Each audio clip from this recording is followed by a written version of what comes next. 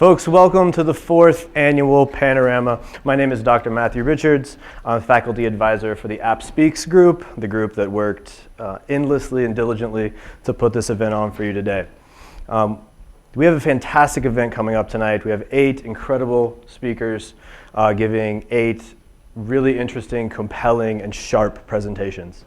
And without the endless work and the dedication of so many people and so many groups, this wouldn't be possible. We have so many that I had to bring up my cheat sheets to just get through them all and thank them all.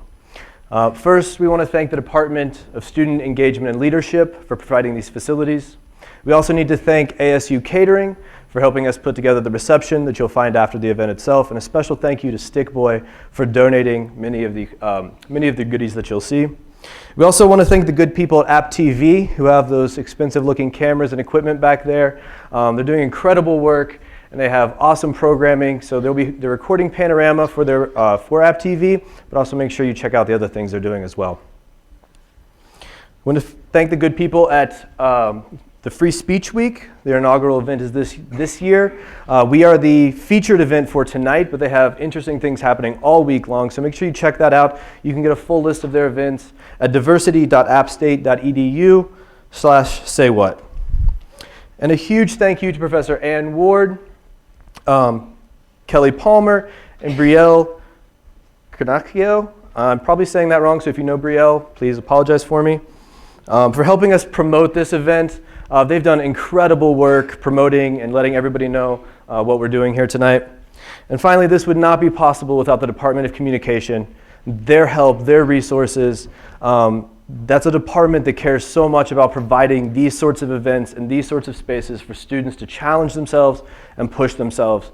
And I can't thank them enough for doing that. A special thank you within that department to Professor Jean DeHart, the chair of the department, who's really been dedicated to helping us and making sure we can put this together. Now, really, finally, I have two groups that I want to personally thank. December 2015, I got a phone call telling me that I was being offered a job here at App State University. And I knew on that day that I was really lucky. But I had no idea exactly how lucky I was.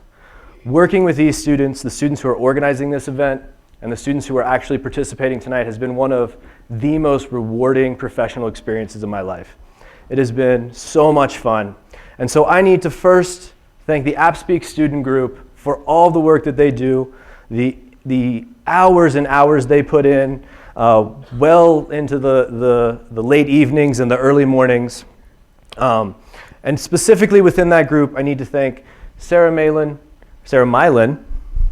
Jake Reeve, and Carson McGee, who had this event more or less laid out before I even pulled into Boone with my moving truck. And secondly, I need to thank the students who are actually participating tonight. Watching their projects develop from pitches and small ideas to what you're going to see this evening has been so much fun. We had many late nights, many early mornings, many reviews, critiques, and through it all, I'm not sure they always liked me, but I know that I had a great time working with them over the last 9 months. So please enjoy the fruits of their labor. Enjoy the presentations tonight. I'm going to turn it over to Sarah and Jake to host the rest of the evening. Please join us at the reception afterwards. Tell the speakers what a wonderful job they've done, and enjoy the show. Thank you so much.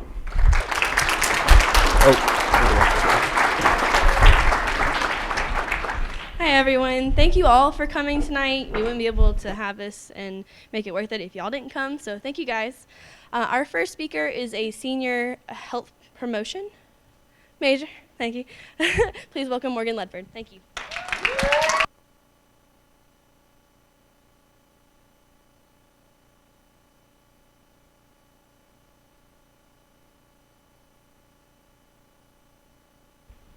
Can you guys hear me?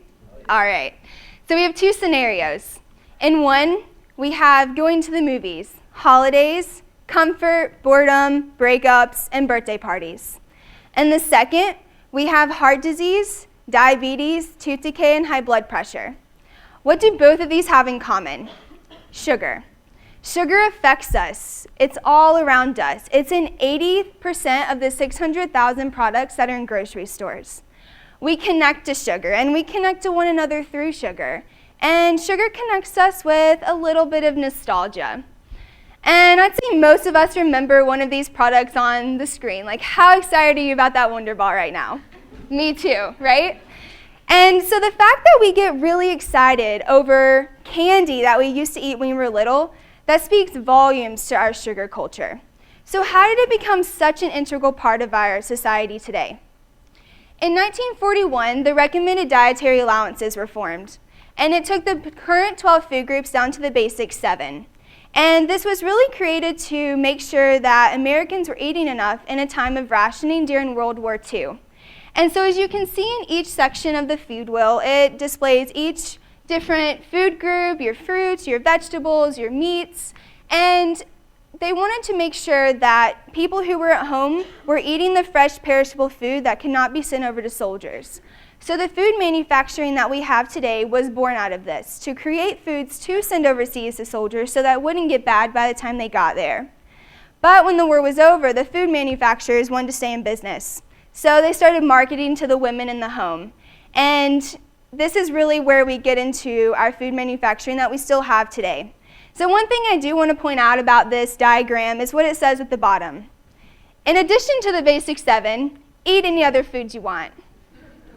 So that's fine. What's the point in this, right? So in 1960, they replaced this with the basic 4. And really, this was too vague for a country. Coming out of World War II, we're booming with wealth. And all we have is milk, meat, vegetables, and bread. And so really, Americans were eating more than this. And at the bottom here, it says, plus other foods are needed. So again, the government's like, we kind of want to help you out, but we're going to be pretty vague about it. And so the basic 4 really gave us just that. Only 4 food groups to go off of, and one of them's meat. So of course we're going to consume a lot of it because we don't have that many options. So researchers wanted to see, what does all of this meat consumption have to do with our cholesterol? How does it affect us? So they set out and did some research on it, and it was actually found out last year that this research that they did was funded by the sugar industry. And they wanted to make sure that, hey, don't you talk about sugar. We want you to make sure you tell Americans how bad all that fat is for them. So their studies found what we know today, that a diet high in animal fat increases the risk of heart disease, strokes, and heart attacks. And so now this entered the country into a fat scare. Americans turned their attention to anything and everything that said low fat or fat-free on it. And the food industry really had to make sure that their products still appealed to the fat-conscious consumer. So while everybody's out on the rampage for anything fat-free, the grocery store shelves are being filled with products that say just that. These are some products that you can still find on the shelf today. Fat-free is plastered on the front of them, drawing in the consumer. And one of the easiest things for us to think about being fat-free is salad dressing. So you may think of a time when you went to the grocery store or a salad bar and you chose the fat-free option of salad dressing over others. Do you know why you did that? The knowledge that we have of fat-free influences our decisions because what we do or don't know about fat-free or why we chose that comes from the 1960s and why everybody was so scared of fat. So when you turn the product around, however, and you look at the nutrition label, you can see the amount of sugar. So while this yogurt is fat-free, it has 20 grams of added sugar in just a half of a cup. That's a lot. And one of the easiest things to think about in our diet is soda. Or if we think about this yogurt, for example, that 20 grams may not mean much to you, especially on our nutrition labels. It doesn't have a percentage next to it. It doesn't tell you that that is 83% of your daily limit, especially if you're a woman. So if you're a woman, you should only eat 24 grams of sugar. So you just woke your body up to 20 grams. That's a lot. And so say you go on to lunch and you have a can of soda with your lunch. That one can of soda has 35 grams of sugar or 10 teaspoons in it. So if you had that can of Coke with your lunch and then you had that half a cup of yogurt for breakfast, you've already had 250% of your daily limit of your sugar for that day. So it's easy to see how we can go through our day. We can have 5 cans of soda. We can have yogurt and our dessert too. And we're not even going to get into what percentage that would be. So in 1992, the food guide pyramid was created. And this was really transformative when compared to, say, the basic 7 or the basic 4, because it showed moderation, it showed proportion, and it showed how much of each food group should be shown in your diet. But the problem here is that the evidence that the government used to form this was really shaky, and they didn't have a lot of evidence. And also, it says you should have servings of each group. That's going to look different for everyone. What does that mean for you, and what does that mean for you? So, at the time that this food guide pyramid comes out to Americans, so does supersized food, and so does the popularity of eating out. For example, the size of bagels grew.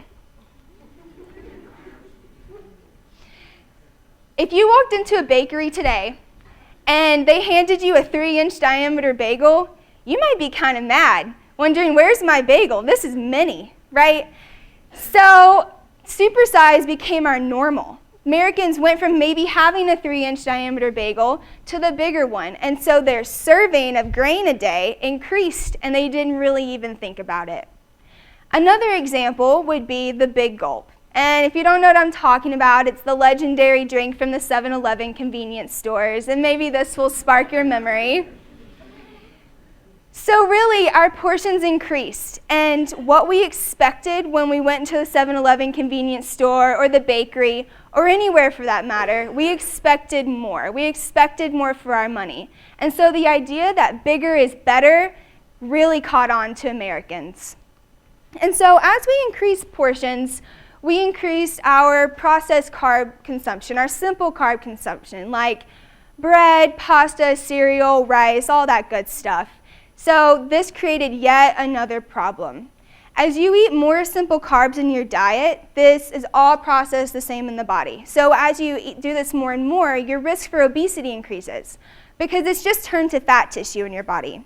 And this is really a problem because our servings increase, and breakfast went from being bacon, eggs, and fruit to toaster strudels, yoo-hoos, and muffins. Sugar, sugar, sugar. So let's look at the 1992 food pyramid again. The bottom here says bread, cereal, rice, and pasta group, or the carbs group. That says you should have 6 to 11 servings. That's excessive.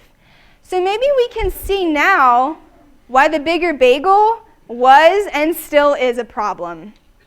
In 2005, my pyramid was created. And it was really just a simplified form of my food guide pyramid, pretty much the same. They introduced some physical activity into the illustration, but if you're like me and you've seen this before, I never got that till I did research for this, so I guess it didn't affect me too much. So we can see why this probably didn't affect many Americans. Yeah, it's colorful, yeah, there's a really weird looking guy on there, but what else does that say about our diet? Not much. So in 2011, my plate was created, and it's what we currently use today. The idea behind this, or the government's idea behind this, was to show what our plate should look like, what we should be eating at every meal.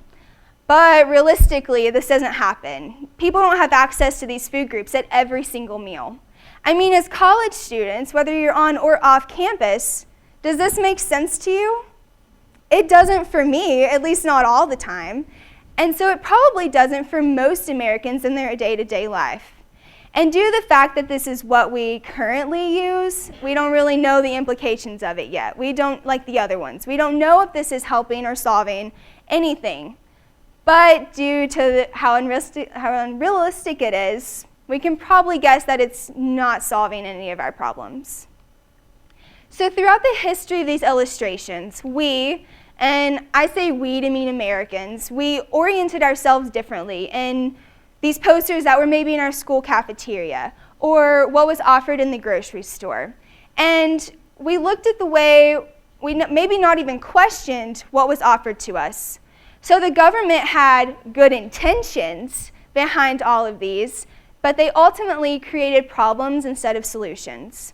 While they meant to address heart disease, they ultimately increased the rates of obesity and diabetes in our country. Midlines and diseases have grown, and so has America's identity to and addiction in sugar. You can be a vegetarian, you can be a non-smoker, or you cannot drink alcohol. But it's pretty uncomfortable to be a non-sugar eater in our society today. I mean, the American diet is impossible to talk about without mentioning sugar, and other countries agree. This is the American food section in the UK. Pretty laughable, right? Every single one of those products has added sugar in them. And while to you that may not look like what you eat every day, there's some truth behind that. And by adding sugar to everything in our diet, it's just become homogeneized across the board.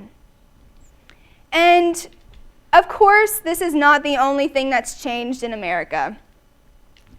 Of course, we have overscheduled lives. We have office jobs. We have decreased physical activity.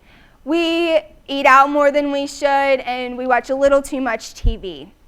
But it's not all individual. Factors started playing into our culture, our sugar culture, before anybody in this room was born. And they're going to continue to work against us. The obesity issue in America is a social justice issue. And you're probably tired of hearing me say the word sugar. You're like, please stop saying it. But when I talk about the sugar culture in America, I'm talking about the health of our country and the problems that lie therein. Research shows that children who become obese in childhood are likely to become impoverished adults. That's an issue. Parents should be able to help children discern from what's healthy and what isn't. But not all parents possess this knowledge. Something has to be done about the health of our country, and that change has to come from all levels of society. Encourage others to make decisions instead of putting them down when they don't know what else to do or how else to eat. Stay aware and don't be easily persuaded by everything that's advertised to you or put in front of you. These changes can be made. We created our culture, and we can change it. Thank you.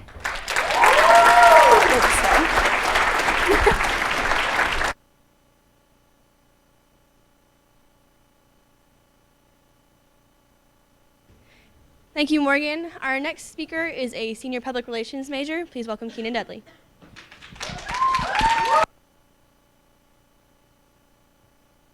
Hello. Hey, my name's Kenan. Tonight I'm going to be talking to you guys about improv comedy. Improv comedy is the only constant in my life, and that's pretty ironic because improv is always changing. Thank you. I discovered improv in high school. My sophomore year of high school, I tried out for our team. It was called Randomax, and I fell in love with it on day one. And when I got up here to App State, I continued on that path, and I became a part of Noun. Through those experiences, I found out that I loved improv, and I was having a lot of fun doing it. But I didn't really take it too seriously. And so last summer, I decided to go to Chicago and spend the summer immersing myself in improv comedy.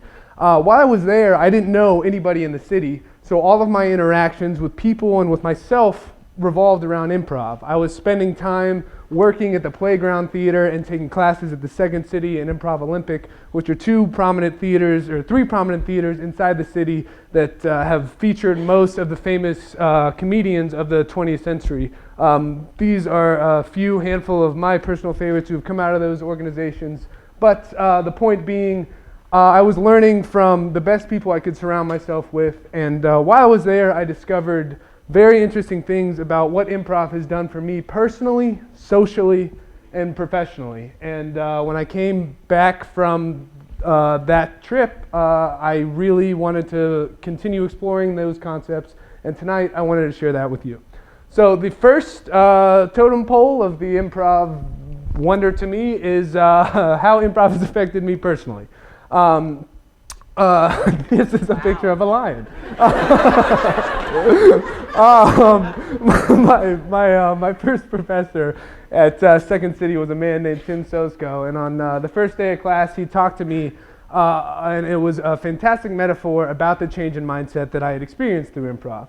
What he said was, as a survival method, we're taught if we see a lion in the jungle, we're taught to either fight it or run away. There's one answer, there's a right answer, and we've got to make it immediately. But at improv, Tim told us that we're supposed to look at the lion and look at his mane, look and figure out where that lion is looking at, what he's thinking, check out the grass, feel the sun around us. Basically, we're supposed to sit there until we get eaten by a lion. But the point of the metaphor is, improv is about opening up your mind in a way that you're never really taught. So back to personally, there is no right answer in an improv scene. You can't get up there thinking that you know what you're going to say, because you can't possibly. All the scenes are based around a one-word suggestion that you get from the audience, and that pigeonholes itself down into a bunch of different scenarios, but you can't have a preconceived preparation of what those scenarios are going to be. So you can't get it right all the time, and that's okay. Because you can't get it right all the time, there's no need to second guess yourself. You just have to go out there and say the first thing that comes to your mind. And that thing becomes right because you said it. You said it, and it is law. It is now reality no matter what you say. If I walked out there and I said, I am 7 years old and I don't have any legs. Like that is the case. That is the scenario for those next 5 minutes. And even though that's ridiculous and you wouldn't want to do that at the start of an improv scene, there's no time to think, oh crap, I just said I don't have any legs, I'm clearly standing up here. You just have to go. So what that brings me to is the third personal concept of improv. There's nothing to fear. There's nothing to fear. The only thing that can possibly screw you up in an improv scene is fear. And that fear manifests itself in you constantly thinking about what you've done and thinking about what you need to do and what you need to change to make the show go well. But there's nothing you can do. You're on a train and it's moving and you just have to ride along with it. And let me tell you, that is a really relaxing state of mind to be. I love experiencing this outside of improv. It's really taught me just not to take myself so seriously. We're constantly told how to act and the right way to turn in a resume, the right way to write a cover letter. We're constantly told the right way to do everything, and I've slowly begun to realize there is no right way to do anything. Nobody knows what we're doing, and that's okay. So that brings me to the next concept that improv has really helped me out with, and that's my social skills, we'll call it. I was a kind of awkward and quiet guy in high school. I feel like we all were. We all know the story. And we all found something to pull us out of that shell. And for me, it was improv. And one of the first things that really helped me pull out of my awkward social shell is the concept of eye contact. This is me in Chapel Hill wearing the same t-shirt I am today because I own one shirt. Staring deeply into the eyes of another member of Noun as we were performing. This eye contact is the first thing that you're taught to walk out to in an improv scene. You're kind of told to silently walk up there and look somebody in the eyes. And what that does is gives you an immediate connection. It gets you on the same page, and it shows respect. Inside and outside of the improv world, eye contact is one of the easiest and most sincere forms of respect you can give to somebody, because it shows that you're truly listening to them and you really care what they have to say. And it's such a simple concept that when you're looking at somebody in the eyes, it's much harder to be thinking about something else. Now, I know that we can be pretty good at it. We can stare at our professor and also be thinking about what we're going to eat for lunch. But there is intrinsical value in making eye contact as soon as you meet somebody and shake their hands that can't be ignored and can't be forgotten. And that same value manifests itself in a good improv scene. The next social lesson that I learned from improv was that how and why is more important than who and what. And this sounds kind of cliche, it sounds kind of silly, but all that really means is that behind every single person's besides every single person's point of view or way of life, there's a reason why they think that, and there's a reason why they came to that conclusion. And that's always, in an improv scene, more interesting than finding out about a person. For example, if you got Tim and Mike, two 40-year-old guys who are working on a car up on an improv scene, it's a pretty boring scene if you just sit there and talk about what you're doing on the car. But if you explore the lives of Tim and Mike and learn how they came to get there and why they love working on cars so much, it can take you down some fantastic places and into the heads of people you've never met before. And I like to take this outside of the improv world, specifically when I'm talking to somebody who I don't agree with politically, because it can be very frustrating to talk to somebody you disagree with on those standards, because it kind of feels like life or death. But if you talk for them long enough and you start to understand the reasons behind their decisions, it's mainly fear or it's mainly something self-contrived, but the point is, it's never really terrible. Like, there are terrible people who think terrible things, but they don't go out trying to be terrible. They have justifications in their head, and it's more interesting to learn those to me than to learn why this person hates raisins. Finally, someone else's idea is a gift in an improv scene. If you walk out and you don't know what you're going to say, and your partner comes up to you and says, "Hey Steve, nice haircut, I love afros." You know that you're Steve, you've got a haircut, it's an afro, and you just cut your hair, so you're making a really big change, and that immediately opens up the door for so many possibilities in your scene. Now that you know that you're Steve with an afro, you start to think about every single possibility of that person's life and why that person would want to get an afro. So in real life, what this means is that it's okay to take the back seat, and it's really exciting to let somebody else just talk to you, and for you to just sit there and look them in the eyes and say yeah, and just repeat the word yeah, and listen to somebody and talk to them for long enough, and they'll tell you about yourselves, and they'll be just as engaged in the conversation as you are. So this is a good social tip, and it's also a good professional tip, which is the last totem of the improv poll, professional. Yes, and Tina Fey talks about this. She made it famous in her book, Bossy Pants. Yes, and is the concept that you agree with anything anybody else says and you add on to it. In an improv scene, this is the basic pillar. This is what you're taught on day one, is that to make this scene run, you have to agree with what the person says, establish that as a reality, and build onto it. In the professional world, it works the same way. If anybody comes up to you with a project, you're willing to work on it, you're excited to be there, and you have your own input into the project. And the crazy thing is, as we learned about personally, it doesn't matter what that input is. Just the fact that you have input and you're willing to talk and create more ideas can take you guys somewhere. You don't have to have the right answer as long as you have an answer. Somebody has got to take control of an improv scene and of any sort of project or professional development idea that you're working on. What this means is that if your partner walks out there and doesn't give you a gift, it's okay for you to give them a gift, even if they have an idea in their heads, because they're going to take your idea and run with it and put their ideas together. And it's really exciting to realize that if nobody is saying anything, it's okay for you to step up to the plate and talk.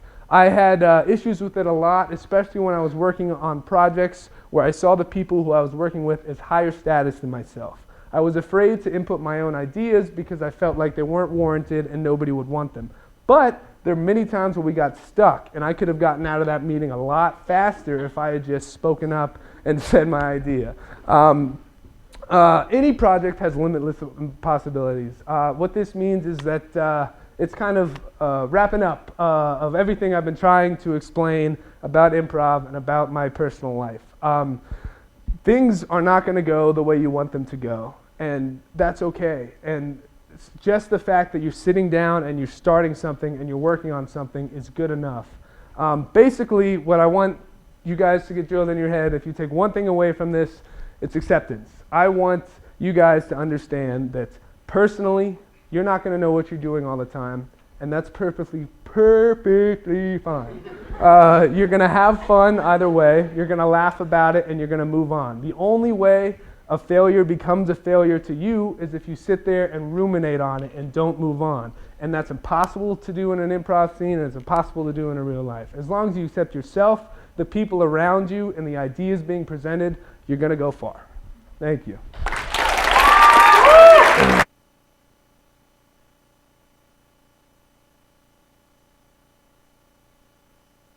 Thank you, Kenan. Our next speaker is also a senior public relations major. Please welcome Jenna Huff.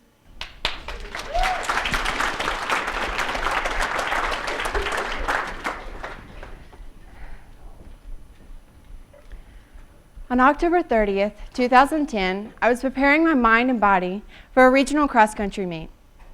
I was standing with my team and my coach, and we were joking around and thinking to ourselves, why did my coach decide to bring hot water on this cold day? Who wants to drink hot water before they run a 5K? And so we get to the starting line, and we're thinking to ourselves, why did we join a sport that we're running 3.1 miles just to finish? As the horn blows, I decide to get a good placement because if I knew if I get to a good spot, I would make it to the state competition meet. So I run with a girl that I've been running with this entire season with. She's in front of me, and I knew if I stuck with her, my time would be better. So I'm running with her majority of the race, and I lose her about half a mile from the finish line. And my mom always stood 500 meters from the finish line just so I can get that sprint at the end and let everything I have in my body out. And I knew right when I saw her, she hears screams, "Go, Jenna, go!" And I'm thinking to myself, I can't do anymore. So I began to sprint. And I recognized that ponytail that I've been following the entire time. She stopped 10 yards from the finish line. And I'm thinking to myself, she just ran 3.1 miles and she's not going to finish. Instead of passing her, I grabbed her arm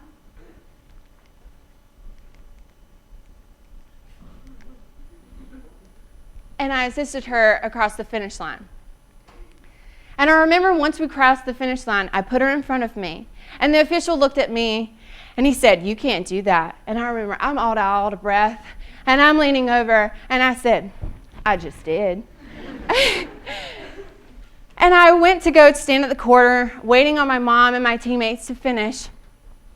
And people started coming up to me. "Why did you do that? Why did you help her?" And I'm thinking to myself, I don't know. Why wouldn't you? Ooh, I'm really bad at this. So a lot of times what people don't understand about sportsmanship is they have a wrong perception of what it actually is. So a lot of times when we think about it, we're playing defense and a person is going beside us and you say, "Excuse me." That's not what it is. So I want you to understand it's how you treat others with respect. It's what you're doing to achieve the sportsmanship. So a lot of times people have the perception that you only can perceive sportsmanship is if you lose. You're a great loser. You can just walk off and say, "Well, I played a good game." It's also the fact that if you win or lose, you're the same type of athlete. I was always told by my coach, no matter the winning or lose situation, I want you all to walk off that court or athletic setting the same exact way. And knowing that inside of you, no matter what happened, you were proud of your abilities. Now, with that one moment, when I helped Deb Guthman across the finish line, I ended up winning 2 state awards, a Durham Club Sport Award, and then was flown out to Colorado Springs, Colorado, to receive the Olympic Committee Jack Kelly Fair Play Award. This has only been given to Olympians. A girl from Stanley County with a population of 30,000 was given this award. Who would have thought? I think about my athletic career as a 5-sport athlete, and I had multiple times where I might have shot the winning game in a soccer game, or I had the winning shot in a basketball game. But the only thing that I keep talking about, that I keep remembering about, is this one sportsmanship act. And it's the one thing I'm proud about. 6 years later, I'm still talking about it today. And when I think about why did I win these honors? Why was I the only one that year that kept winning the North Carolina High School Athletic Association Awards? Why wasn't anybody else going up for it? Why isn't the norm for other people to help each other when they're down? Why is it that we need to cut each other down to get to the top instead of helping one another to get to the top? Oops. So I have a question for everyone. So how many of you played school athletics in elementary school? Keep your hands raised. Okay, good amount. How many of you played sports in middle school? Okay. How many of you played sports in high school? How many of you played sports on a collegiate team now? Okay. Good job. A lot of times, the number of people, when you think about it, they were just recruited from high school to college. You think that's the only reason why the numbers drop. Well, as you can see, 40 million kids go out for school, go out for athletics. So you think about those awesome soccer games that you remember your mom brought all those orange slices and the Capri Suns, and it was the best time ever. And then you got to middle school, and it's a little bit more serious, and the numbers are dropping. And then you got to high school because you had to compete for it. You had to go for that position. But the number one reason why kids join is because it's fun. It's fun to be with your friends. It's fun to do the sport that you love. But the number one reason why kids drop out of athletics altogether is because they hate being criticized. They hate being yelled at. So when you're the parent in the car and your child's in the back and they just had a terrible soccer game, don't fuss at them. Tell them, I love to watch you play. Because whenever you think about it, whenever you talk more about them and what you think that they're doing to make them better, you're actually making them bitter. I'm really bad. Sorry, I had to do that. So a lot of times of what we need is mentors do matter. So it can be your coach, it can be your parents, it can be your family members, it can be your school teacher. They're the ones that are making you who you are today. And I like to thank my siblings and my parents for making me who I am. They're the reason why I helped that girl. They're the reason why I stopped.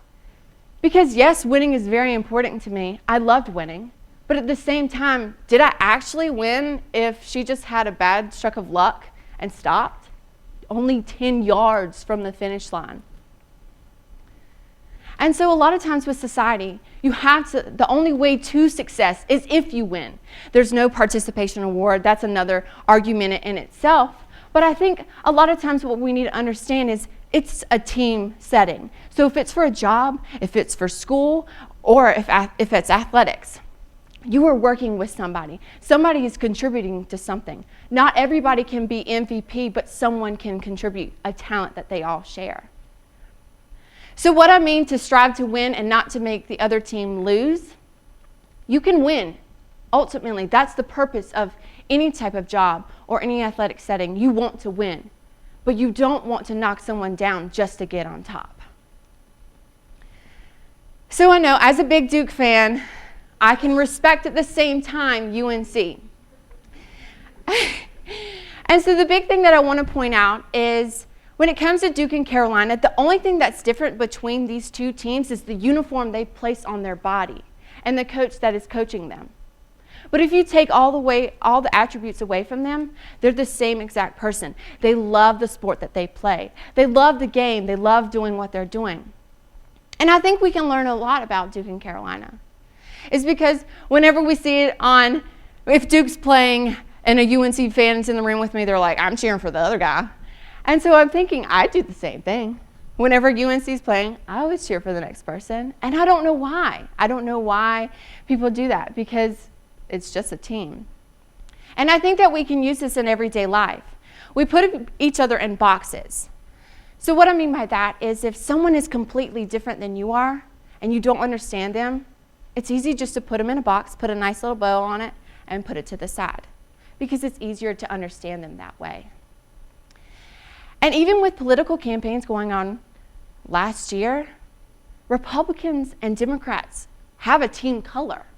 Republicans are red and Democrats are blue. And if you're purple, whoa, that's weird. Because you're not supposed to understand both sides. But I think that's what we're messing up on.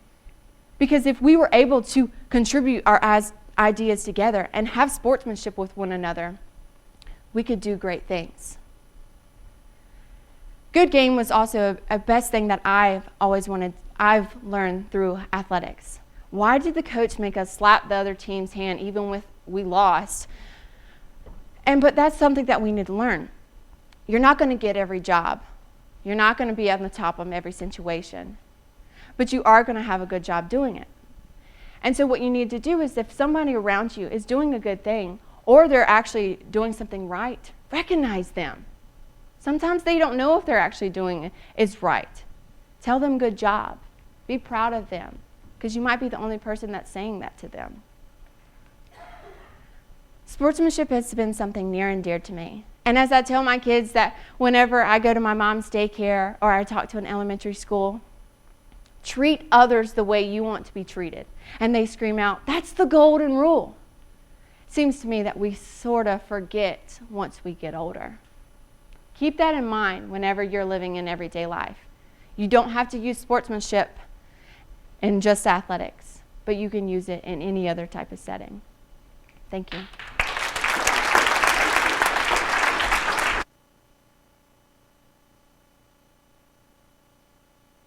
Jenna. Our next speaker is a transfer student from New York, majoring in French. Please welcome Laura Reilly.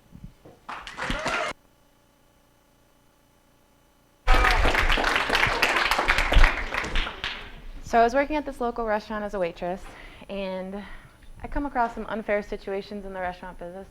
I don't know if any of you know what that's like. But most of the time, you just put your head down and you keep working, and you get paid and you leave. It's your job. You gotta keep your job, right? So there was a situation, however, where we were working a catering event at the end of the week, and it was mandatory. Normally, the catering events were done outside of the restaurant, but this one was gonna be on site, and we had to work it. And we were not told how we were getting paid. Nobody knew how we were getting paid. And I knew this was one thing I was gonna fight. I was like, I'm an employee. I deserve to know how much I'm gonna be compensated for my work. So I went up to my boss the night before the event, and now, although I'm all confident with my rights, it was a delicate subject, you know, it's about pay, and I'm approaching my boss. He's not only my boss, he's the owner of the restaurant, so I'm a little nervous, so I figure, how can I approach this like in a neutral way? So I figured, let me just ask a question, right? That seems neutral. So I go up to him and I ask, I'm like, hey, so what's exactly going on tomorrow? And he whips his head around and he says, what's going on tomorrow? It's a catering event, and all you kids want to know is how you're getting paid, and sometimes work is just work. And I was like, oh gosh, okay. So in that moment, I totally forgot my point of that conversation, and I looked at him. This is the kicker. I looked at him and I reassured him that I was not just some kid asking him how much I was going to get paid. So this experience, along with a few others, has brought me back time and time again to the idea of language and power. And so tonight I want to talk about linguistics and autonomy. Linguistics is simply the study of language and its structures. Autonomy is simply self-governing. Auto meaning self, nomi meaning laws, so self-governing, or like your personal power. It can be applied in a few different contexts. But so a lot of times how autonomy is tied into language is through manipulation. And there's this Russian researcher, Dr. Aisa Akapova. She did this really wonderful work. And one of the things I read that she had written was, language offers a whole arsenal of means to realize manipulative aims. I really think that word arsenal is important. One of the things to keep in mind about manipulation is that it never trespasses the frontiers of our traditional linguistic structures or everyday language, right? So it gives us a variety of tools, a variety of weapons in a conversation to use manipulation. My intention is not to give you your own arsenal, but to help you protect your own autonomy. In my conversation with my boss, I gave away my autonomy. I gave my power away. He didn't just take it. So I hope that some of this information can help protect people's autonomy. Okay, so what I want to be when I grow up, an applied linguist, they came up with this thing called critical discourse analysis, and that is to uncover, it was made to uncover the opacities in language which maintain that unequal relation of power. So I think in this one, I particularly like the word opacity. So that means you simply can't see through it. So basically what we're looking at is that unseen arsenal in language, in everyday conversation. Okay, before we look through the linguistic lens, I just want to look at a few of the basics of manipulation. And one of those is the distortion of reality. We do this every day. We minimize, we maximize, we euphemize. One of the ones that my boyfriend hears every day is, I'm starving. I'm not starving. The other one that we use is when we euphemize things. So This one kind of cuts close to home. One of the things that we do in social circles, right? So we have person A, right? And they say an insult to person B. Person B says, gets a little bristly about it, shows a little bit of, maybe they're a little upset, and person A says, hey, I'm just joking, right? This is euphemization. We have made something that's an insult into a joke, right?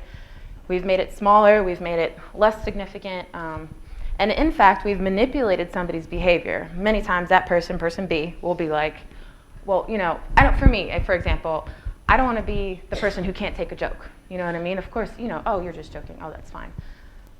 But we gain our power when we stand up for ourselves, even if it is just a joke. The next two kind of go together. Oh, okay.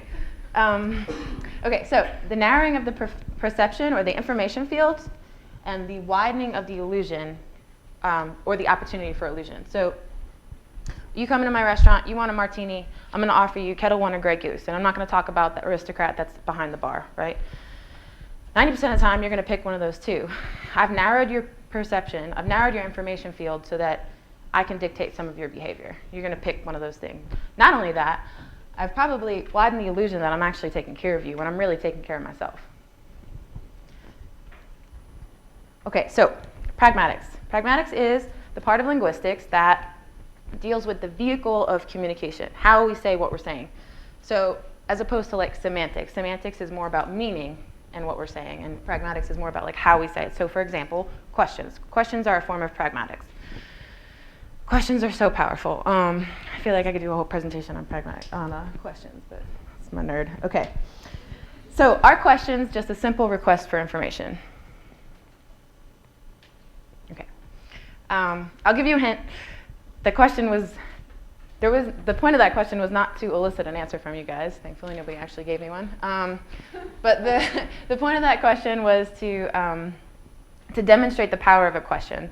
There's a little bit of pressure. I'm sure like you probably felt a little bit of pressure. Like, is anybody going to answer this actual question? Is this rhetorical?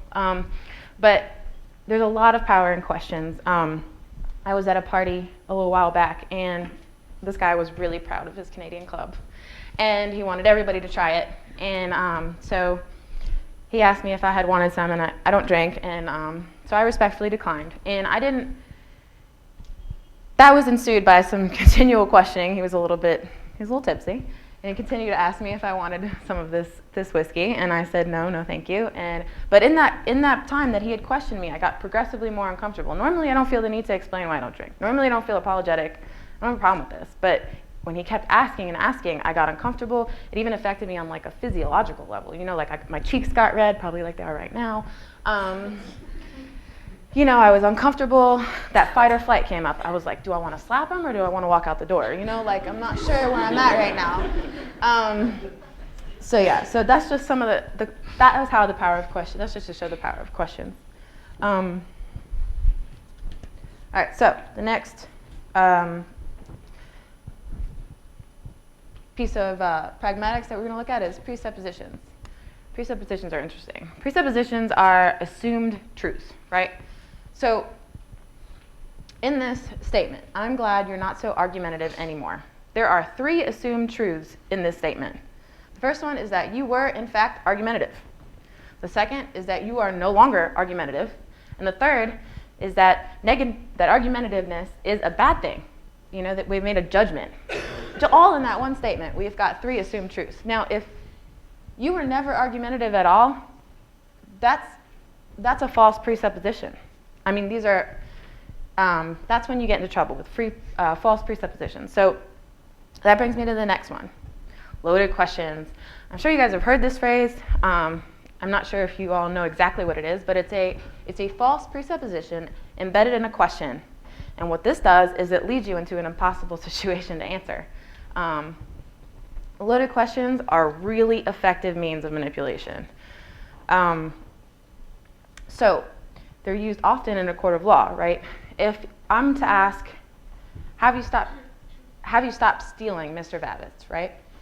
If Mr. Babbitts says, yes, I've stopped stealing. Well, if he says yes, it means he was stealing at one time. If he says no, it means he's still stealing. The man can't get out of this. It's like, he's doomed no matter what. And this is true in the court of law today. Like, we come into this, in this country, we believe that we are innocent until proven guilty, but this is one of the most used things in interrogations and, like I said, in the court of law. And there's actually a whole field, it's legal linguistics, and they go into this. It's really interesting. Okay, voice. Voice is another part of pragmatics. Voice, not to be confused with tone. Voice is simply the relationship between a subject and an object in a sentence. I'm going to take it one step further and look at the agent as well. Stick with me. So the subject in this situation is the man. I know this is a little bit of a harsh example, but I think it's really relevant and important. So the man is the subject who raped the girl, who's the object.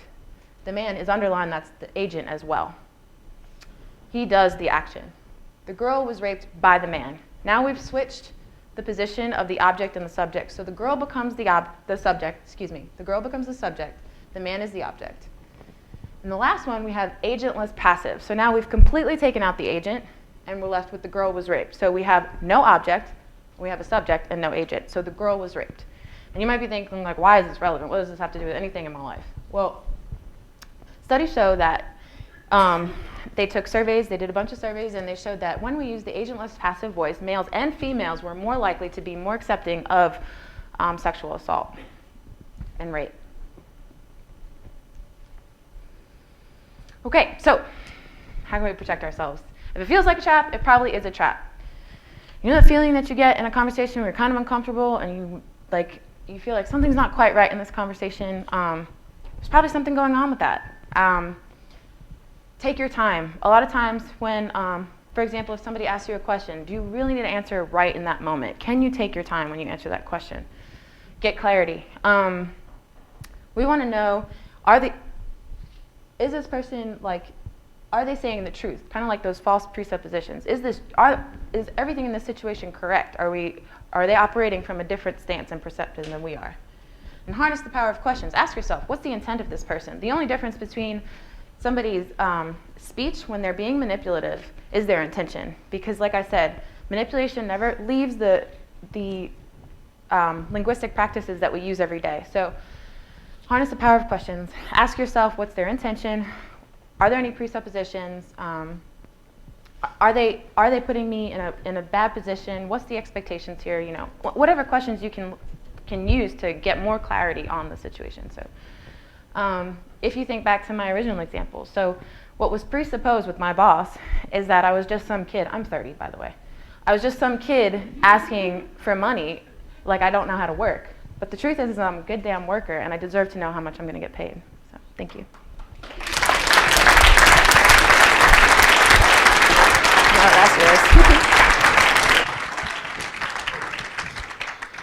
Thank you, Laura.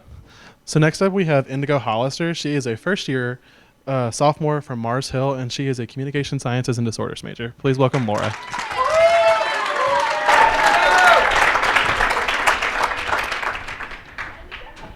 Okay, so I want all of you to close your eyes just for a second and think about what you ate today. Yeah, that's how I feel. Now, think about how much of what you ate or what you got on your plate was finished, or how much was left over. Okay, you can open your eyes now. So chances are, for at least one of your meals throughout the day, you threw away food that was edible. All of this contributes to the enormous amount of food that is wasted, not only in America, but the Western world as a whole. Per a recent report by the United Nations Environmental Program and the World Resources Institute, every year, about 1/3 of all food produced worldwide is wasted. This equals out to a loss of over $1 trillion. That's a lot of money. It's hard to comprehend a sum of money that large, so I decided to put it in perspective for you guys. Here is a $100 bill. Many of us know what it looks like. Few of us have actually had one. So here are 100 $100 bills, which is equal to $10,000. This packet is tiny, less than 1/2 inch thick, yet it contains so many possibilities. Moving on, we see what looks like a small pile of money. Can anyone guess how much this is? believe it or not, it is $1 million, or 100 of those packets. I mean, y'all, I could easily fit that in my backpack. So now we see $100 million stacked perfectly on a pallet, and now $1 billion. Wow, that seems impressive. But if that seems like a lot, let's move on to the whole point of this. 1,000,000 million, 1,000 billion, a 1 followed by 12 zeros, $1 trillion. I want you all to notice that these pallets are double stacked. That's a lot of money. All of this is wasted because of our consumption habits and our lack of knowledge about this topic. Every year, industrialized countries waste almost as much food as the entire net food production of sub-Saharan Africa. Every year, in America alone, 30 to 40% of the food supply is wasted. This equals out to over 70 billion pounds of food, and further, it equals out to over 20 pounds of food being wasted by each person every single month. Yet, the United Nations Food and Agricultural Organization still estimates that about 795 million people in our world are suffering from chronic undernourishment. This means that 1 in 9 people in our world are going severely hungry, and even more who are on or under the poverty line, not knowing if they're going to get their next meal or not. This problem is largely ignored, not to mention our culture is somewhat a culture of more, so the severity is largely overlooked. Now, I understand that this might not be new info for some or maybe all of you. It's no secret that we waste a lot of food, and it's no secret that people die every day from lack of food. We all care about this problem, but we don't necessarily value it as a culture. It's not just about food waste or feeding those less fortunate. It's about our culture and our values as a whole. If you want to see what a culture cares about, look at their waste habits, their consumption habits, their choices in general. In our culture, we value this idea of convenience. We find ourselves aggravated when our packages are late in the mail, or when the drive-thru at McDonald's is taking too long. We value having so many different choices when there are people all over the world who have none. I find myself thinking about this every day when I decide what pair of shoes to put on. In our culture, it's considered weird not to have more than one choice, or not to want the latest gadget or iPhone. If you've ever traveled to an underdeveloped country, you know that feeling of privilege. In our eyes, they have so little, yet they're so happy. When we come back here, we have so much, yet it's never good enough. Collectively, how and what we consume reflects our priorities. But how does this reflect our morality? We are so dependent on these small, petty things that we forget that most of the world doesn't have these choices or these opportunities. And it's not to blame on one person, it's our culture as a whole. If we don't practice something daily, we forget about it. Yes, it's still there in the back of our minds. And yes, we still care, because what moral human doesn't care about starving children? But our practice simply isn't there. Our food waste is just one demonstration of our consumption habits. And because this is an urgent problem, it's one that we need to understand. You hear politicians talk about population growth, and the fact that by 2050, we will need to feed over 9 billion people. Yet there's never a mention of a solution or a plan to deal with this growing issue that will largely impact generations to come. To feed over 9 billion people, we would have to increase global food production by 70 to 100%, which is just not possible for our world to handle. I mean, we already have a hard enough time feeding those in our world already. Agriculture is already estimated to be responsible for 70% of the planet's freshwater withdrawals, 80% of the world's tropical and subtropical deforestation, and 30 to 35% of human-caused greenhouse gas emissions. When faced with these facts, we realize that it's simply not possible for our world to handle. And we realize the seriousness of this problem and the consequences that could come if we don't do anything about it. So what can we do about it? I would like to point out that this was not mentioned in any of the 2016 presidential debates. And as I feel like this is a problem that needs to be addressed. Many people don't realize, and I didn't realize this before, we waste enough food to feed 3 billion people. If we as a culture could reduce our food waste, then we could not only reduce the estimated amount of food that we would need to feed the population in the future, but we could also have a positive impact on those who are facing food insecurity today. Now I know what some of you are probably thinking. How does this work? How does the food that I throw away affect the economy and the people around me so much? Trust me, I was confused too. I didn't know that my actions could have such an impact, but the reality is that they do. And while the relationship is not direct and it's a little hard to understand, it basically starts with consumers and what they choose to buy. It's no secret that over the past 20 years, Americans have started to eat more. And as a result, portions have gotten bigger. As Morgan said in her presentation, the bagel. Even me, I eat a lot. People call me a bottomless pit. Like, what? This increase in consumption also increases the demand for food, which then results in a rise in food prices. This rise in food prices makes it harder for those with low incomes to afford food, while others are still buying more than they actually eat. Secretary General of the Danish Red Cross does a good job explaining it when he says, the Western world's overconsumption of food is affecting global food prices. The more we in the West consume and the more we throw out, the higher food prices rise globally. In other undeveloped nations, they need all of the food that is grown and actually makes it through the season for a profit. So there's little left over for them to eat. It gets transported to America and it ends up in a garbage bin. This really doesn't seem fair. Not only does food waste affect hunger and raise the prices of food, but it also takes a toll on our environment. And what's more important than and what's more important than the environment we live in? Our practices and consumption are incredibly far-reached. And when we take a step back, we have to ask ourselves, do we really care about the world that we live in?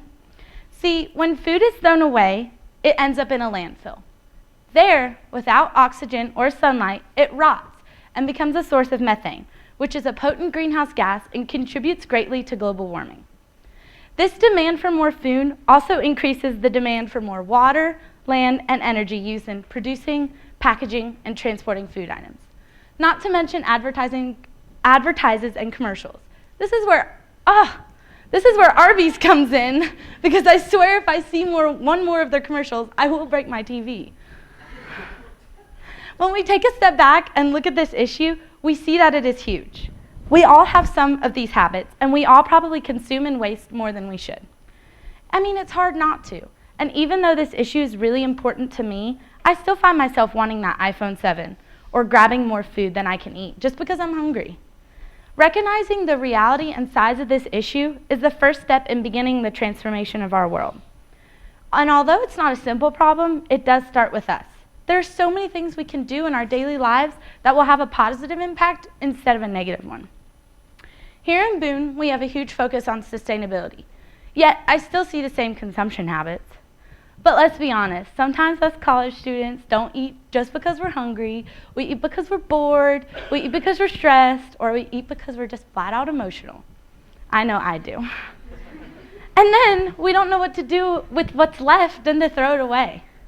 With our campaign, Sustain Appalachian, we could put an emphasis on this issue and educate students and the community about the resources that we have.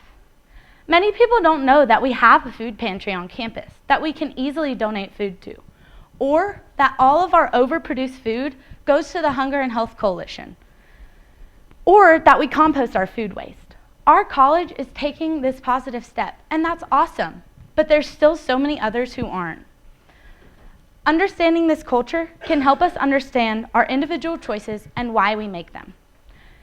Now, I could go on to tell you all of these things that you should do, like get smaller portions, don't waste food, don't go grocery shopping while you're hungry, because you'll only buy more, or compost your food, or donate it.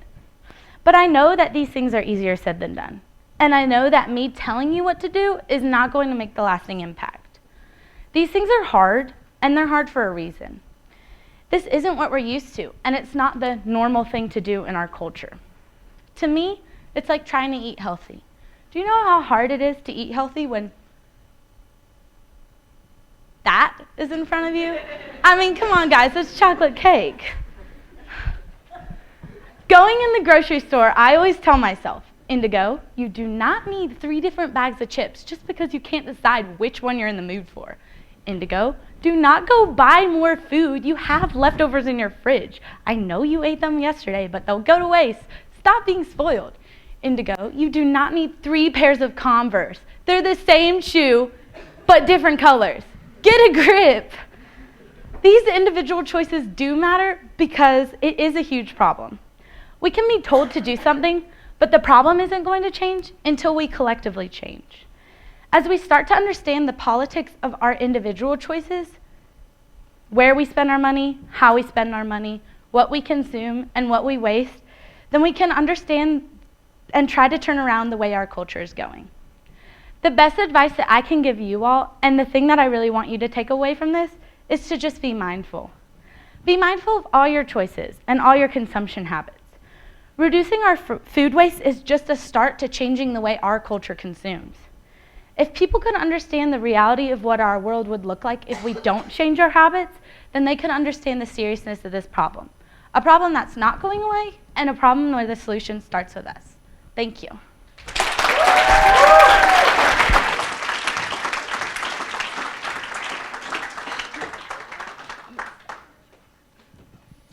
Thank you, Indigo.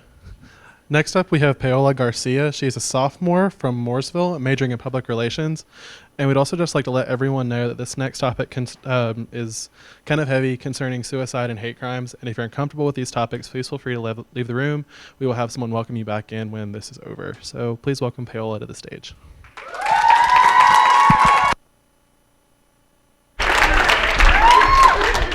Thank you.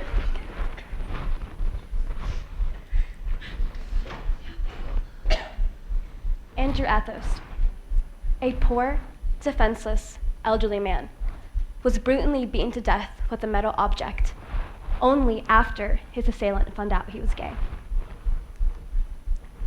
Gregory Beauchamp, a young 21-year-old male, not much older than me or some of you in this room, murdered.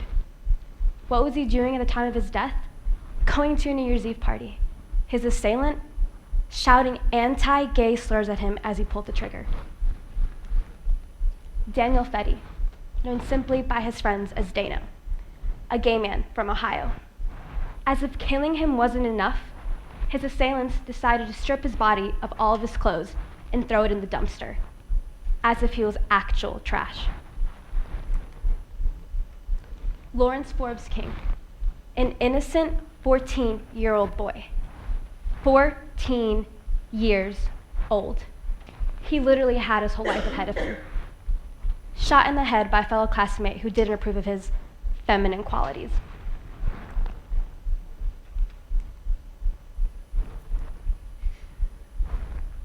Joanna Vega, a 36-year-old woman whose partner's brother chastised her for her sexual orientation. So what did he do? Gunned her down. Samantha Chalet. While in high school, she was bullied. Why? Because she was part of the LGBTQ community. At one point, the bullying got so bad that it drove her to almost take her own life. She was my best friend. Many people like to claim that the LGBTQ community has gained momentum in the sense of equality. And the people who say that tend to say that because of the 2015 Supreme Court case hearing Oberhall versus Hodges, in which a 5-4 decision led to couples of the same sex to get married. While I'm no way here standing in front of you trying to diminish the importance of that historic case, what I am standing here in front of you telling you is that the fight for gay rights is far from over and that the LGBTQ community is still suffering at the hands of hate crimes today. One recent example that I'll be talking about is one that happened less than a year ago, 8 months ago. On the night of June 11th, 2016, there was a shooting at Pulse, a gay nightclub located in Orlando, Florida. On that tragic night, Mina Justice was awakened by a series of text messages sent by her son, Eddie. The first text message said, "Mommy, I love you." Seconds later, she received another series of text messages. It said, "In club, they shooting."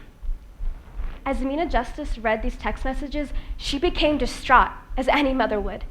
distraught with the idea if she was ever going to get to hold her baby boy in her arms again. Minutes later, she received another series of texts. They read, "Trapped in bathroom, he's coming, I'm gonna die." Those were the last text messages that Mina Justice ever received from her son. The following morning, Eddie's name, along with 9 others, were released by the news confirming their deaths. 53 people were hurt, 39 people were pronounced dead at the scene, and another 11 people died fighting for their lives on the way to the hospital, bringing the total loss of life to 50. This became one of the worst attacks on American soil since 9/11, and it became the deadliest shooting in United States history. Although it is extreme, this is just one example how hate can manifest itself and affect the LGBTQ community. Whether we like to admit it or not, politics play a huge role in our day-to-day lives. Whether we're Republican, Democrat, or somewhere in between, it's hard to deny that the current political climate is shaping discourses in the LGBTQ community. For example, when Donald Trump was asked if he would elect a Supreme Court justice who would overturn the Same-Sex Marriage Ruling Act, he responded, "Yes, oh yes, I would strongly consider that." If that weren't bad enough, our current vice president has been recorded saying, "Resources should be directed toward those institutions which provide assistance to those seeking to change their sexual behavior." Meaning that our current vice president believes in conversion therapy camps.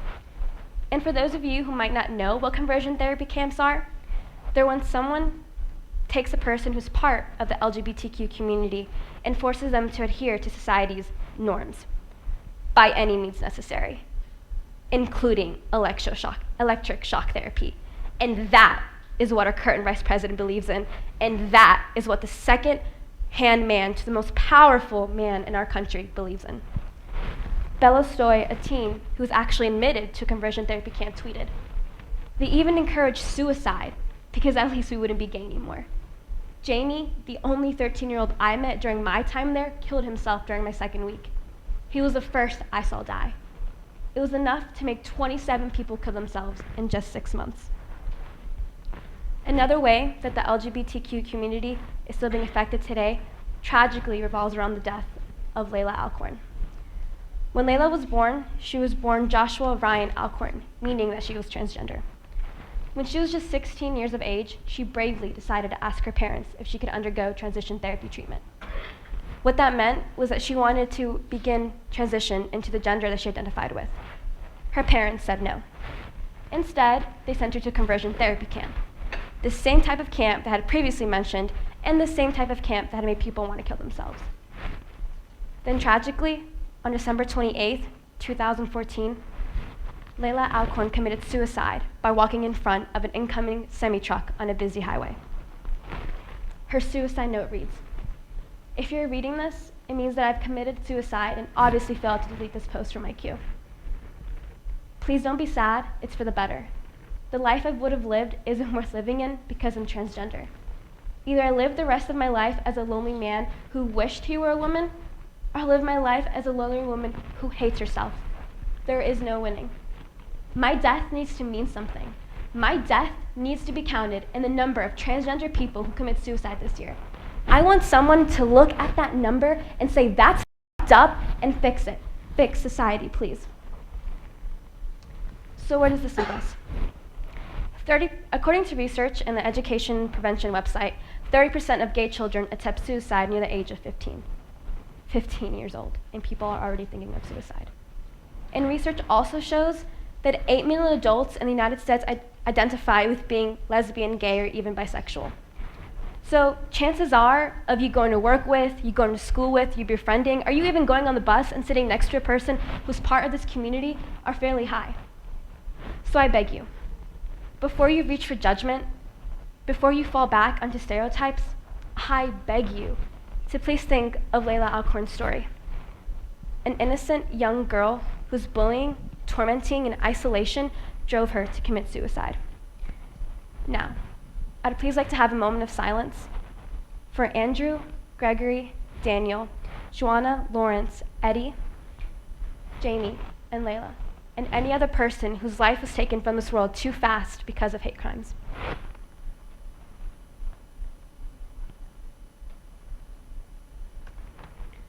The first step in fixing a problem is realizing that there is a problem.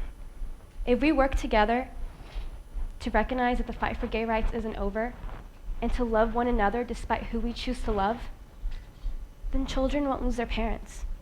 Parents won't lose their children. And people won't lose the people that they love. Deshaun Stokes said, "Terror doesn't change people from gay to straight. It just hurts innocent people." Thank you.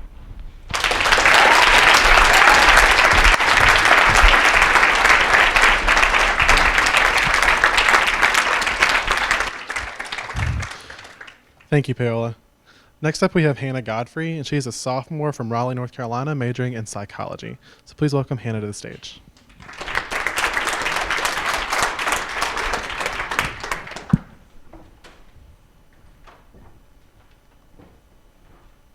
So imagine you guys studied insanely hard for a test in something crazy. Let's just make something up. Physochem-bioneurology. But not only did you study insanely hard, you had to, because the results of the test decides whether or not you'll graduate. You pulled 3 all-nighters for this test, and maybe some of you don't have to imagine that. But when you walk out of the exam room, you're at a loss. Not because you think you bombed it, but because you have no idea how you did. You have to wait a day for grades to be posted, and that day seems so far away, but when it comes, and you're getting messages from your friends all sharing their success or failure, you can't bring yourself to check as you learn. You keep telling yourself, "I'll check tomorrow," but suddenly final grades are out, and as you learn isn't even operational anymore. And you still don't know if you'll be throwing your cap alongside your peers. Because as long as you don't know if you passed or failed, both are equally plausible. You can continue on having not passed but not quite failed either, without having to subject yourself to a truth that could potentially destroy you. Now stick with me, guys. I'm going to talk about physics. I know it's rough, but I promise, just stay with me, it comes back around. So the first experiment I'm going to tell you about is a thought experiment. And it's a relatively simple and well-known experiment you may have heard of. A thought experiment means that it was never actually conducted, just theorized in a lab. And it's set up like this. There's a cat locked in a bunker with a vial of poisonous gas that has a 50% chance of leaking in the next 5 minutes. After those 5 minutes are up, the cat has an equal chance of being alive or dead, right? May seem a bit rudimentary. But from the perspective of quantum physics, it can be argued that until the bunker is opened, the cat is equally alive and dead. The cat possesses superposition, meaning it's in 2 physical states at the same time. And it's in this liminal space of undefinedness that psychology and physics intertwine. And it takes the observation of the theoretical observer to identify whether this cat is alive or dead. The next experiment I'm going to tell you about is one of the most intriguing phenomena in physics. It's called the double slit experiment. And there are a couple moving parts to this experiment, but it's consistently set up with an electron firing device on your right side, then a screen in the center with either 1 or 2 slits down it, and an observation screen on the far, well, your right side, where the measurements are observed. So first, physicists shot electrons towards the sheet with 1 single slit down it. What was measured on the other side was a single line, so no surprises here. Next, they moved on to using waves. They pushed waves towards the sheet with a single slit down it, and they measured the intensity that they hit the observation screen. Here, they hit the observation screen with the radiating intensity that waves travel, with the most intense place being at the center, and the measurement lessening as you move outward. Next, they moved to using 2 slits instead of 1. I know this looks daunting, but really only what's going on here is the waves are intersecting with each other and creating an interference pattern. This is what happens when the trough of one wave cancels out with the peak of another. Kind of like if you dropped two stones in the water next to each other and watched the pattern they created. But everything was acting the way it should have been up until now, but this is where things got really weird. Next, physicists shot single point particle electrons at a sheet with two slits down it. What was expected is that there would be two lines, like the first time, only doubled. However, what was observed was an interference pattern. But this made no physical sense. How could a point particle behave like a wave? But they're physicists, right? So they're smart.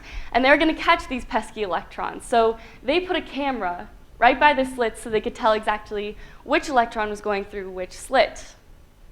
And they ran the test again. And this time they found two parallel lines. The electrons had behaved differently, as if they were aware that they were being watched. Physicists were confounded, so they did something really, really scientific. They snuck around to the camera and unplugged it. All stealthy-like, so the electrons wouldn't know about it. And they ran the test again. And they found an interference pattern. Because even with their super scientific solution, they couldn't get past those miscreant electrons. The takeaway from this is that these electrons, like Schrödinger's cat, possess superposition. And in both cases, it was the act of observing by the human experimenter that collapsed that superposition, that found the cat's heartbeat or didn't, or found that point particles don't behave like point particles unless there's someone there to make sure they don't break the physical laws of the universe. But why should you guys care? Unless you're a total nerd, this experiment was only mildly interesting. But here's where it loops back, right? As long as you don't know what state something is in, you can imagine observing both states. And no one has explained this quite so eloquently as the author John Green. According to Green, the reason Schrödinger's cat is so famous is not because it's a terribly important thought experiment, but because A, it's relatively easy to understand, and B, metaphorically resonant with a lot of people. Like for a lot of people, the whole pleasure of being in a state of unknowing is that as long as you don't know all possible outcomes, you kind of feel as if they're happening. When you press for an outcome or open the box, you get one outcome, but depending on how much you want that cat to be alive, the risk can feel like it's not worth taking. Uncertainty is incredibly powerful. And if there's any specific population that knows this best, it's college students, because we have no idea what the hell we're doing most of the time. All right, show of hands right now. Who is undecided in their major? And which one of you, or how many of you picked a major specifically because it's broad enough? It could be used in a myriad of disciplines and a variety of ways. For those of you that open up DegreeWorks and see undecided, it can be a bit stressful, right? Yet some of you specifically choose a major because of the uncertainty. Take a more liberal arts route like psychology or management because of the options it gives you after you graduate. Uncertainty is okay and can even be advantageous if you're unafraid of recognizing and embracing it. Uncertainty is also something that's woven into our space-time. It is imperative to the universe on the smallest of scales, and the electrons that create us and everything we know, and spread across our lifetimes on a macro scale that we don't need a microscope to perceive, because we don't observe these outcomes in a lab like we would at the double slit experiment. We consciously live them.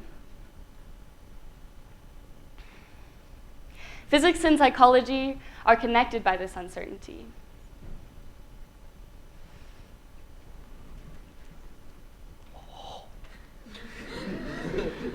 Physics and psychology are connected by this uncertainty. It underlies our physical states and also the decisions that we make. And we've all done this. We've all found comfort in uncertainty, and we've all purposefully kept ourselves in a state of unknowing because of the fear of what knowing could do to us. It's what kept you from checking as you learn in that crazy bio, physio, neuro, whatever class. It's what's keeping you from asking out that special someone. Maybe it made you throw your acceptance letter from Appalachian State at your sibling because you were too nervous to open it yourself. It's also what has driven you to pursue answers, ask the difficult questions, and seek them in others. Like, is Garfield dead? Thank you.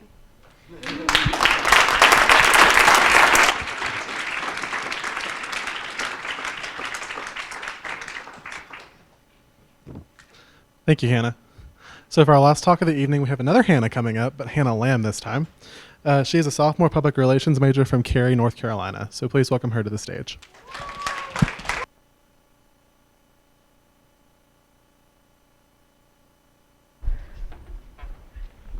Okay, let's jump. Oh, no, not there yet. Let's jump right in. So the strong relationship between words and images is fascinating. We live in a society that is so accustomed to stereotypes and generalizations that it only takes one phrase, or in some cases one simple word, to conjure up a really detailed image in your brain. So tonight, I'm going to talk to you about one rather taboo word that we can't seem to get away from as a society, that conjures up some pretty strong images, no matter what your views are. And this was going to be a big surprise, but you've already seen it, and that word is feminism. Oh, goodness. Not there yet. Oh my. But yes, that word is feminism, and I know it's everybody's favorite F word. It's super awesome. But regardless of how you feel, you probably already have an image of what feminism means to you, or what a feminist looks like to you. And now I would like to put the disclaimer out there that I am not a mind reader. I'm working on it, but I'm not there yet. But let's pretend for a moment that I am. I'm going to guess what you might be thinking about when you think about feminism and the people you associate with that concept. You might be thinking about politics. There we go, we're on track this time. You might be thinking about some, oh goodness, I'm so sorry. You might be thinking about politics. You might be thinking about women in our legislative bodies of government that are usually just dominated by men who are passionate about certain issues, who use their voice to advocate for what they believe in. So you might think of Hillary Clinton, or you might think of my personal favorite, Ruth Bader Ginsburg. I'm like in love with her.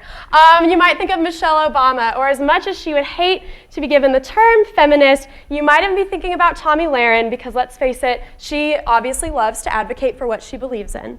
Or you might not be thinking about politics, because let's face it, who wants to keep talking about them anymore? You might be thinking about celebrities when you think about feminism. You might be thinking about women like Emma Watson, or Lena Dunham, Amy Poehler, or the Queen Bee herself. And now I know celebrities sometimes get a bad rep for claiming that they're feminists because they do come from that celebrity status and the privilege that comes along with that. But I think it's important to note that these celebrities have made conversations about women a part of their industry. Words are really hard today. They've made it a part of their industry, which I think just emphasizes the importance that they think women have in the world. Or maybe you're sitting there not thinking about a specific name of a person, but you're just thinking about a type of person that you could put really any name with. Here are some of the types you might be thinking about. And these are a little extreme, but I think they're commonly referred to. You might be thinking about women who participate in protests with either somewhat calm signs or very extreme signs, or lack of clothing to prove their point. You might think of the famous bra-burning hippies, or you might be thinking of that one friend you have on Facebook who always is just ready to fire off her beliefs in a comment section, and you think about unfriending her every time you log on, but you just can't seem to do it yet. Stay friends with her. You might learn something from her. If you have any takeaway, that should be it tonight. But I can tell by y'all's reactions and facial expressions that I'm pretty in touch with my cultural stereotypes, so I'll give myself a pat on the back for that. But we also just proved that we all have our biases about feminism, whether we want to admit it or not. Now, this may not come as a surprise to you since this is what I'm presenting on, but I would describe myself as a feminist. But I would also describe myself as a Christian. Those are two identities that I hold very strongly and believe very passionately about both of them. And this is an identity that's not commonly talked about. Again, I'm not a mind reader, so I might be wrong, but from what I could tell, nobody was out here thinking, I wonder when that chick is going to throw up a picture of Jesus up there, because you know what, he really just championed gender equality. Like, when is she going to talk about that? It's even laughable, because that's how little we talk about it today. In fact, the idea of a faith-based feminist is pretty rare, which shows that we as a society tend to view broad social concepts with a narrow lens. And this is facilitated by those generalizations and those stereotypes that we're all so used to. In fact, social justice and organized religion are often seen as mutually exclusive. I've personally experienced this by having my friends who I can talk about gender issues with never bring up religion in the conversation. Or my friends that I would go to church with say, there's no way you could be one of those crazy feminists. Like, how could you even associate with them? Because that's how crazy this idea is to us. But I personally think they pair really well together, and I'm going to explain to you why. Let's start off by looking at definitions.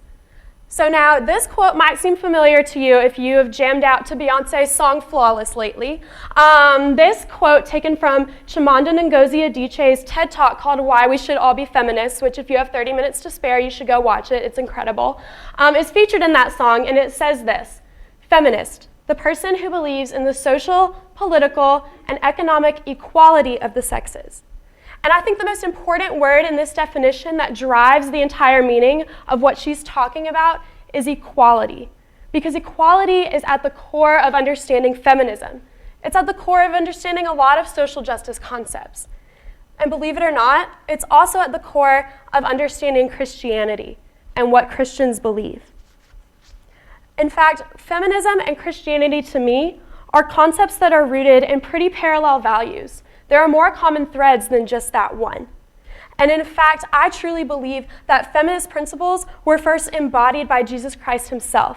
And you can see those practiced throughout recordings listed in the Bible.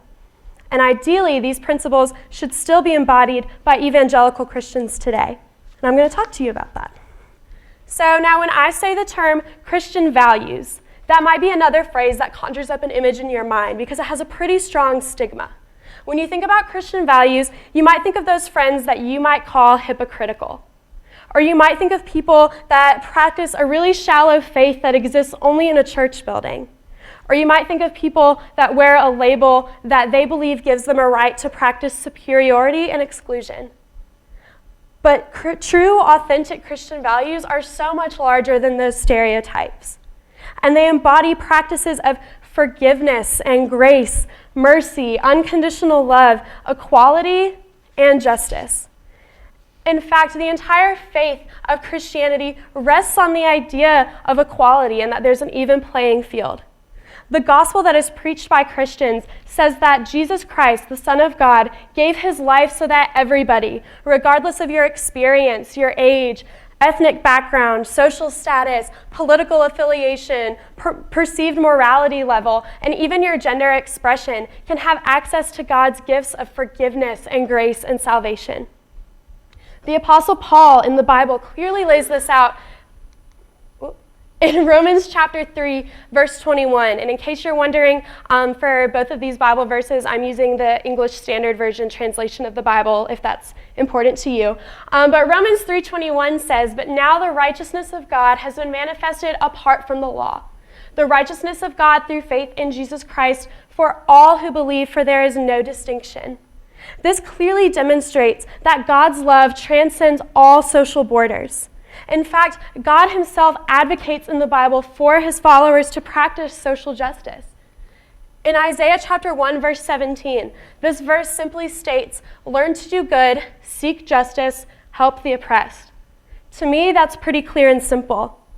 However, today in our conversations about organized religion, we commonly think of Christians as those believers who misinterpret the Bible and practice hate and exclusion instead of love and inclusion. But as I've tried to show you here, God's plan does not embody that, but rather it embodies love and equal treatment regardless of those social boundaries and labels that we have. And love and equality is also at the root of feminism, which is another thing that I feel like is often taken out of our conversations about that topic. Now, feminism has historically been broken down into waves because of different time periods and what was going on then. But throughout all of those waves, the core principle of equity has always existed. And now the dates on these are a little debated over just because timing is difficult and everything, but these are just some commonly accepted time periods for popular women's movements. First wave feminism was primarily focused on obtaining voting rights for women. The second wave of feminism, which followed after, focused a lot more on women's rights in their private lives, and they tackled issues that still exist today, like domestic violence, sexual harassment, workplace rights, and reproductive rights. It started to bring these issues into conversations about women and questioned what it means for women in these areas of their lives. The third wave of feminism, which some debate is still going on today, but that's a whole other conversation for another time, it expanded upon these first two waves by questioning if all women's experiences were universal, which means that this focused on equity specifically for women of color and women of a lower socioeconomic status. And this introduced the concept of intersectionality. The idea that there's not one specific way to be a woman because women's other identities and values they hold impact their experiences as a woman. So I think that's pretty important to talk about. But when we think about these waves, we don't always see the equity behind them. Instead, we commonly today think about feminists as people who are greedy and just hate men. That's where the term feminazi comes from, which is another thing I hate and another thing I could spend a whole 10 minutes talking about, but that's okay. But I think it's important to see that historically, and even still today, the goal of feminism as a whole is not to establish a matriarchy where women are superior and men are oppressed as a result. But instead, feminism is about celebrating gender as a status characteristic that makes someone unique and makes somebody worthy of respect and love and equal treatment. Now, much like feminism, Christianity isn't just applicable to just one specific group of people, but rather they both include principles that can be embraced by people of all walks of life and all experiences.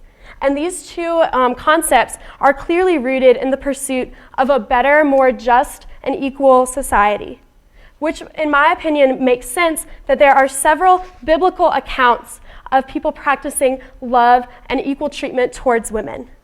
In fact, Jesus Christ himself, I think, can be described as one of the first recorded advocates for gender equality.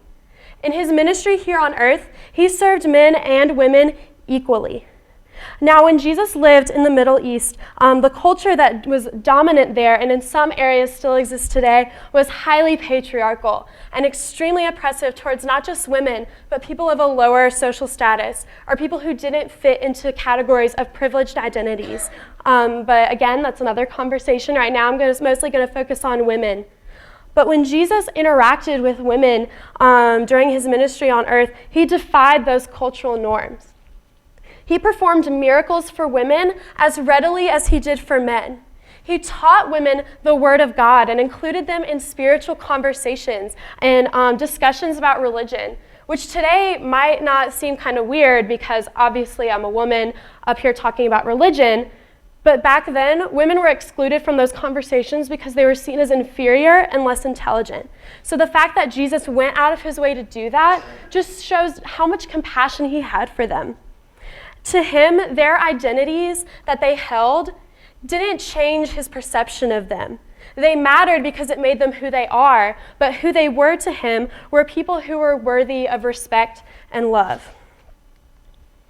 Author Philip Yancey once said, "For women and other oppressed people, Jesus turned upside down the accepted wisdom of the day." And I think that's a great way to phrase it because that's exactly what he did.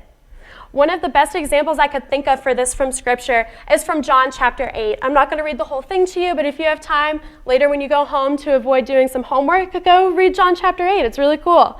In this story that's laid out in the Bible, it talks about how these religious leaders brought a woman before Jesus who committed adultery and was about to be charged for that, which in that time, in that society, and in that culture was highly was subject to really extreme punishment. And the punishment they were about to inflict on her was death by stoning. And so these leaders gathered this woman, put her in front of Jesus, and they started to gather stones that they were going to use to end her life. But Jesus turned to those men and said to him, "Let him who is without sin among you be the first to throw a stone." Now, naturally, these men started to put down their stones and disappear because of their own personal convictions. And later, the woman was left with Jesus, who was the only person with the proper authority to cast a stone at her. But when Jesus looked at the woman and said, "Has anyone condemned you?" and she said, "No," he simply said, "Neither do I. Now go forth and sin no more." I think it's important to note here that Jesus didn't have those men withhold that punishment from her because she was a weak and fragile woman. The concept of her gender didn't even come up in that conversation. He simply used moral reasoning and justification. In my opinion, the same reasoning and justification he would have used if a man were in that situation. To Jesus, he showed that gender equality isn't a matter of changing policies because women are weak or inferior or deserve special treatment. But he brought up the conversation of feminism and gender equality being okay because it was simply doing the right thing. It was simply treating somebody with the respect and honor that they deserved. And there are several other accounts throughout the Bible where Jesus showed in his ministry that these concepts are not just correct from a spiritual standpoint, because I don't know what beliefs you brought into this room tonight, but he showed that they are also correct from an ethical standpoint. He showed that you can justify them through just wanting to do the right thing and wanting to treat people with respect. And this message of equity is often forgotten when we talk about Christianity today and when we talk about feminism. Sarah Bessey, the author of the book Jesus Feminist, once said this: "Perhaps feminism is more about the core truth behind it than a label." And I think this is so true, not just for feminism, but for other labels we all wear. You might not wear the label of being a Christian. You might not wear the label of being a feminist, but there probably is something that you value, that identifies you, that's super important to you, that you have really strong convictions about. And obviously, that truth to you is a lot more important than the label that you wear. And these labels and generalizations hurt our conversations that we have about social issues. And that's because stereotypes and stigmas are limiting, and they don't really leave room for intersectionality. Like I talked about earlier, it's kind of unheard of for my Christian friends to think that I could be a feminist and advocate for women, and vice versa. And personally, it's a little uncomfortable for me to stand here talking to you about it because it's so unheard of. And you might experience this in your own lives with whatever identities you hold and whatever values you hold dear to you. But the important thing is that your values have a meaning to you, whatever they are. And these values impact our social and political discourse. And I truly believe that effective social and political discourse has the ability to change the world. But if in these conversations we're reliant on generalizations and we don't take time to ask people about what they believe or the truth that they feel behind the labels they wear, then we will not make any of that progress that we desire to make. So my encouragement to you tonight is to have those uncomfortable conversations. If you don't understand why somebody thinks some way because of how you perceive them, just ask them. Usually when you ask people about things they're passionate about, they won't be hesitant to share that with you. You might learn something new about them and something new about yourself. And you might stop using those generalizations and stigmas to label people and look past that label to the core truth behind it. And I truly believe that as we move towards a more genuine expression of our identities, whatever that is for you, for me, that's being a Christian and also being a feminist. You can fill in the blank with whatever identities are important to you. But I feel that if we move towards a more authentic expression of those identities, then we'll one day be able to wear our labels with pride instead of shame. Thank you.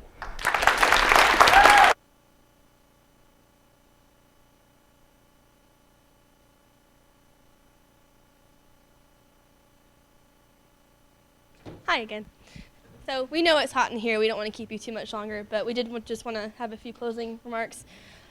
First of all, thank you all for coming again. We really appreciate having you here, whether it was for class or just because it does mean a lot to us.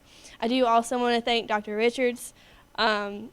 Be honest, didn't know what to think about the new kid on the block at first, but he has been an incredible resource and a wonderful person to work with, so thank you.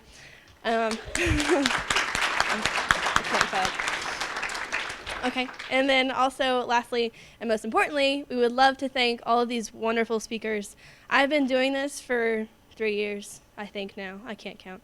3 years, and each year, I love doing it so much because all of the talks are always inspiring, and that is, of course, true for this evening as well. Thank you all for the very hard work that you put in. It was amazing. Thank you.